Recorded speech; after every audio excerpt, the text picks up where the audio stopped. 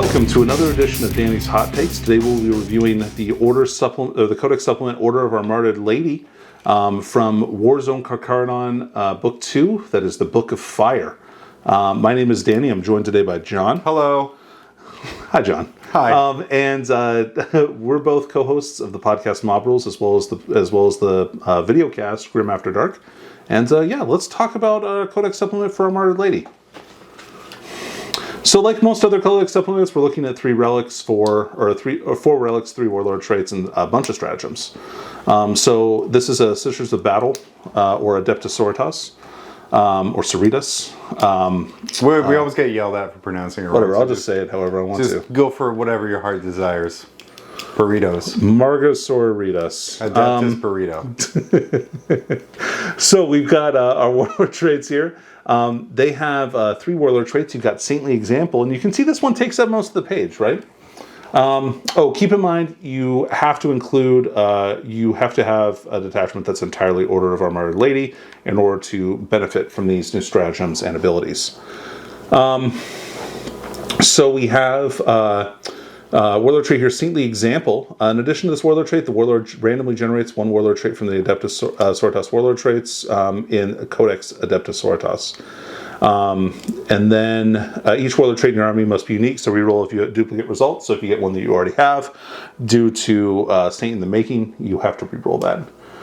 And then the other ability of it is if the Warlord is destroyed, you can immediately select one other Order of our Martyred Lady character from your army that does not have a Warlord trait. Then select a Warlord trait from this model, that no model in your army has, and they become the Warlord. So this is like the Alpha Legion Warlord trait, I am Alfarius.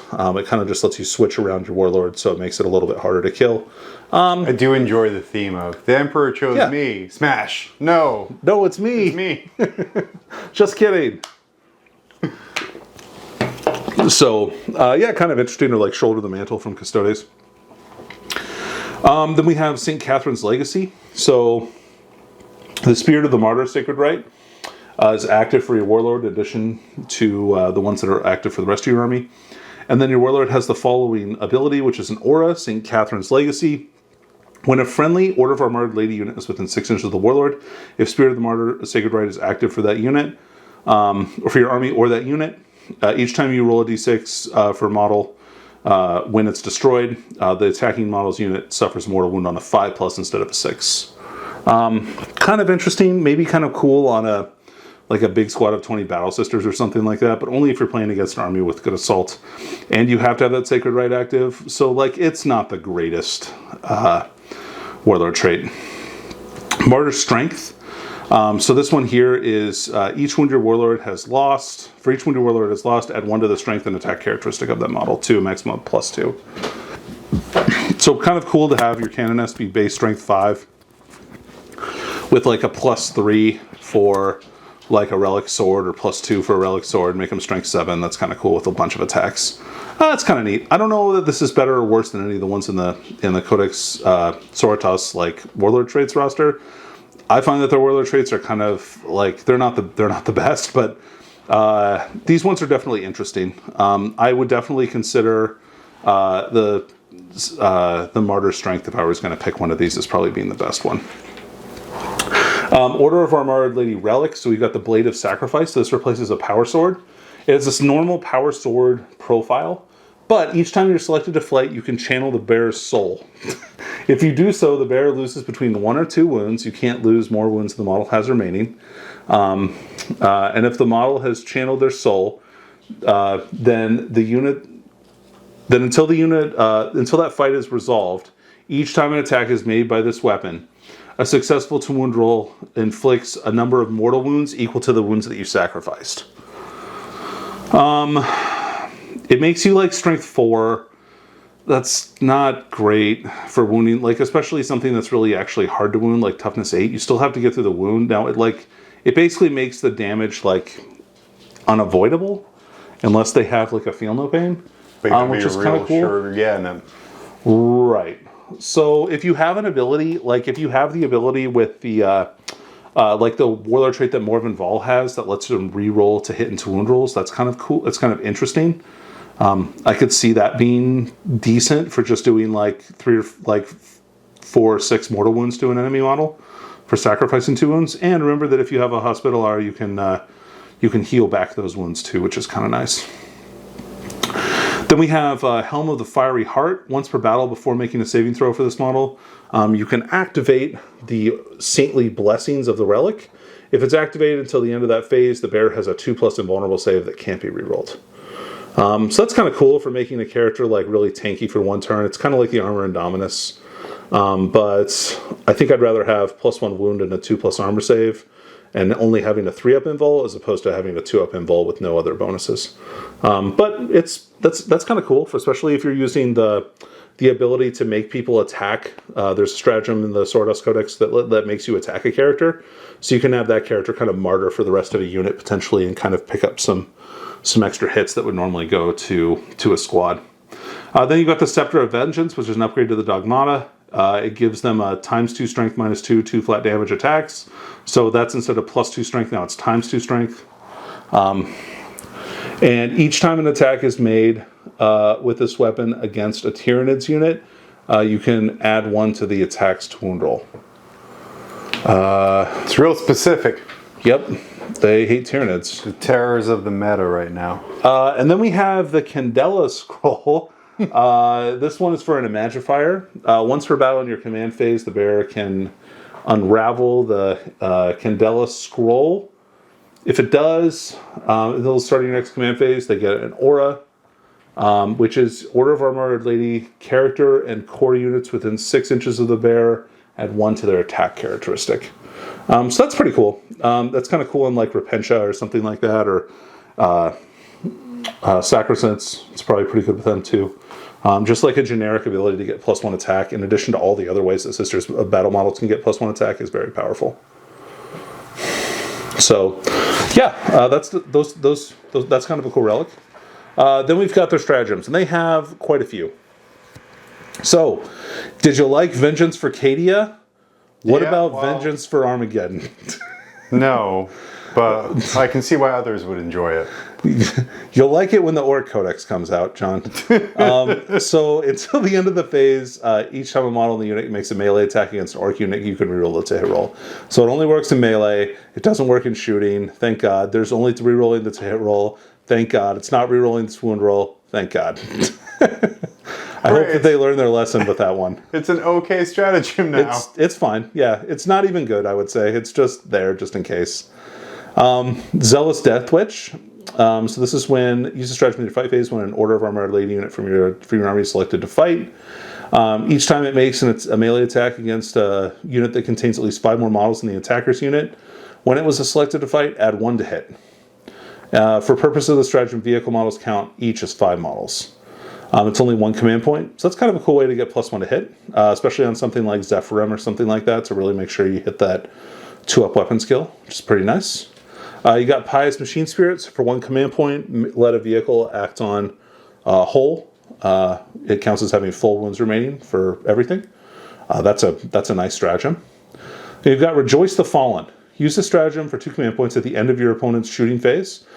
Select 1 Order of our Martyred Lady unit from your army that is not below half strength at the start of that phase, but is now below half strength. That unit can shoot as if it were your shooting phase. That's pretty cool. Yeah, that's real good. Because, like, keep in mind they're getting +1. They're getting +1 to hit when they're below half strength. So, that's going to be a big bummer, especially against like a big squad of 10, like Dominions or something like that. I can see that being really annoying. All right, then we got Martyr's Pyre. I thought this one was really fun. Use this in your stratagem. Use the stratagem in your shooting phase for 1 command point. Select 1 Order of our Martyred Lady unit from your army that is within engagement range of 1 or more enemy units until the end of that phase. All flame weapons become pistol weapons. And after this unit has resolved its attacks, roll 1d6 for each model in that unit that fired a flame weapon. For each roll of 1, one of those models you're choosing can shoot again with this flame weapon, but then it dies. And it's whether it's shot or not. So even if you don't want to shoot, you'll still die on a 1. That's kind of cool. You can potentially shoot it 3 times with a Martyr's Duty, which is the next one I'll talk about. Oh no, you can't. Never mind. Okay, so then we have Death Before Disgrace. So we use a stratagem at the start of your movement phase. Select one Order of our Martyred Lady infantry or Paragon warsuit in your army until the start of your next command phase. They can't fall back. Okay, interesting. But then they also get OBSEC. That's pretty cool. OBSEC is good. Everybody likes OBSEC. I know. It's real good. And then we have a Martyr's Duty. So use a stratagem in any phase.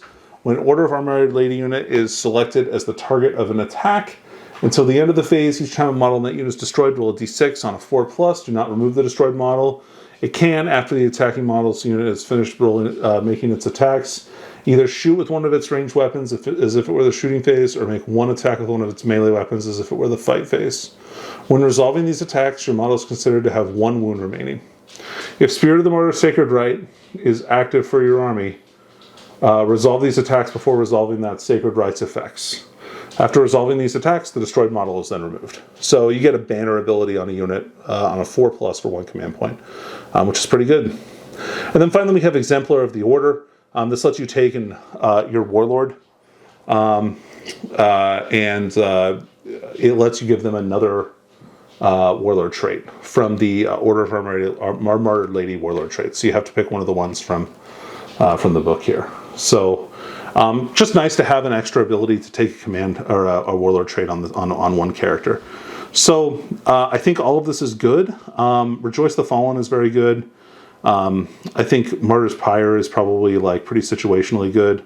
Death Before Disgrace is really nice. It allows you to double OBSEC on units or get your Paragon warsuits to have OBSEC, which is kind of neat. Overall, I'd say this is totally fine. It's not.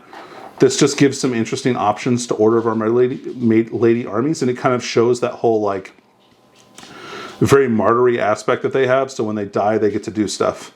That's kind of the way that army works. They get faith points or miracle dice when their stuff dies. They also get bonuses to hit if they get hurt. So yeah, I think they're really solid. I think this is a totally fine addition. John, what do you think about it? Well, I was going to ask you, what do you think it really is buffing up here, or what do you think is shoring up for Sisters? I mean, I personally love the fact that I can give my Paragon warsuits OBSEC, which seems to be can be a real game-changing moment. As a way of either denying an objective or just deciding to hold one, and I think that's a good trade for CP. Mm-hmm. And then the ability to just fire flammers as pistols. I have some experience with like that sort of style of stratagem from like the Poxwalker, Mortal Wounds on Ones kind of stratagem, and that turns out real good. And it's just different tools to kind of help, and it really focuses the Martyred Lady army towards a very certain play style, which is like a little bit different and more tailored. But I still think it's pretty good. I mean, it's not super broken. It's not super terrible, but I really think it does add a whole bunch of flavor if our Martyred Lady is your thing. Yeah, I think it's great. I think they're totally a fine choice, and they're just as good as any of the other orders, maybe even more so now that they have more options. Yeah. Cool. All right, so that was our review of Codex Supplement, I said that again. Codex Supplement, Order of our Martyred Lady. I do have a question, Dan. Yeah, sure. What's up? I can't see this here from my wonderful producer, Perch. Your entire army does not have to be Order of our Martyred Lady to run this, right? No, you just have to have a detachment that's fully Order of our Martyred Lady and to get these benefits. So that's pretty cool. So you can still like soup in some of the other elements that might make a cool list. Yeah, you could definitely put in still a Bloody Rose, Vanguard or something like that, which is probably the tournament play if you're going to take this. And I think that they're fine for what they are. I don't know that they're better than like Sacred Rose or Ardent Shroud. We'll have to see how that kind of plays out. Yeah, awesome. All right, well, thanks for tuning in. I've been Danny. This has been another one of Danny's Hot Takes. If you enjoyed what you watched, click that subscribe button, ring the alarm bell, because this is bad. This is terrible content. You shouldn't watch it. But if you wanted to watch it again, go ahead and do that for some reason. I happen to know that if you leave our videos on repeat while you're at work, your animals are 13% happier. That's true. I've heard that before. Yeah. And we talked to a vet about it. Yeah. Leave us a comment. Tell us how wrong we are. That's cool too. We always like to hear that. And yeah, if you enjoyed this and want to hear more from me and John, check out our podcasts, either Grim After Dark, which is every Tuesday, 10 p.m. Eastern Time, or check out Mob Rules, which releases every month in a little bit of a longer format. And yeah, we'll see you guys around.